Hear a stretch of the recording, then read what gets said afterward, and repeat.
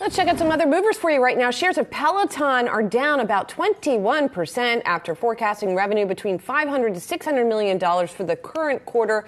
That is well below expectations of $647 million. Peloton also noted costs associated with a previous recall substantially exceeded our initial expectations. It's the replacements for seat posts for the Peloton bikes.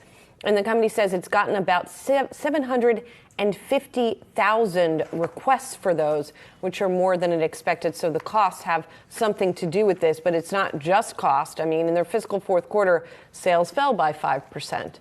The company's tried to pivot more towards, away from the reliance on the hardware and being a bike company and more towards being a service company with its app. Yeah.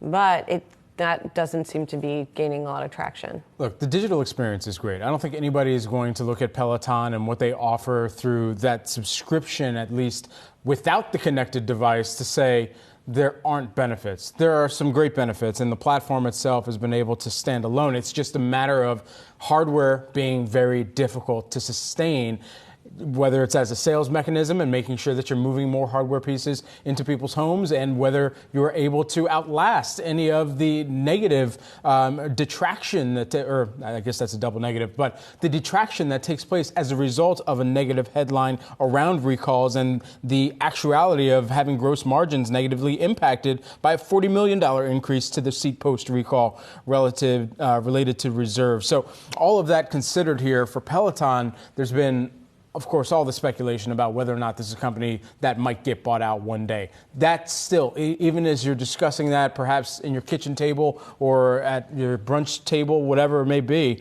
you still got to think about the fact that it's so difficult for the hardware side of this business to continue to sustain the type of growth that it's seen during the pandemic, as it's not just normalization, but it's almost a slashing of the entire demand profile that's out there in the market right now, and especially with some of the more negative headlines just around the number of recalls that they've had to do, whether that's on Tread Plus or whether that's on the bike itself and the seat post. Yeah, so the result of all this was a decline in subscribers of 29,000 in the quarter.